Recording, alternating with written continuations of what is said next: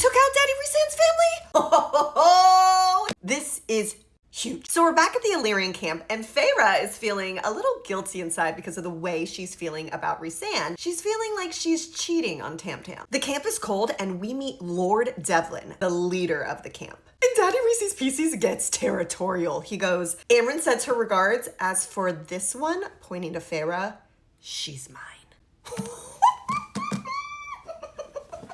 And then Rhysand says, if any of you lay a hand on her, you lose that hand, and then you lose your head. And once Feyre is done, then I'll grind your bones to dust. So he is completely and totally leaning into the fact that his girl's a freaking baddie. And then it's time to train. But Feyre goes, I want to know how you and Tamlin met. And he goes, you want answers? Do magic first. So in the very beginning, Daddy Reese's Pieces and Tam Tam, they were homies, right? Like they were friends, they were hanging out. Rhys actually felt sorry for him. Tam Tam's brothers were awful. They knew that Tamlin was supposed to reign and they hated him for it. So Tam Tam's father knew that he was weaker than Tamlin and Rhysand, and he wanted to prove that he wasn't. So one day, Rhysand's mother and sister were supposed to come and meet him at the war camp, and he was gonna meet them halfway. However, he decided to stay and train. And Tam Tam told his brothers and father where Rhysand's mom and sister were going to be, and they did some very bad things, saving their wings as trophies.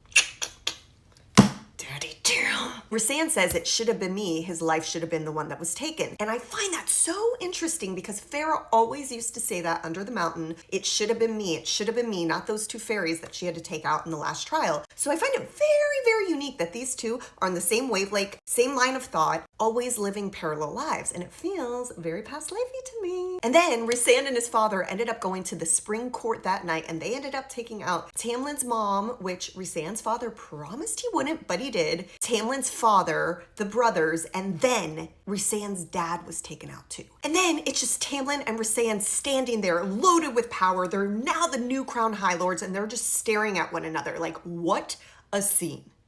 And then Rhysand runs away. But Tam Tam did not tell Feyre any of this. Nada. Zip. Feyre then realizes that her powers might be able to evolve into its own thing, unlike any other High Lords. And then our sweet little Reese's Pieces says, I didn't want to tell you earlier about Tamlin because I didn't want to turn you against him. Our little king. And at that moment, baby girl realizes she wants to paint Rhysand, and he goes, nude would be best. And then baby girl's there and she's playing with her fire gift, and all of a sudden she hears Feyre. She looks, Bronn, Heart, and Lucian from the spring court. I gotta go read, bye.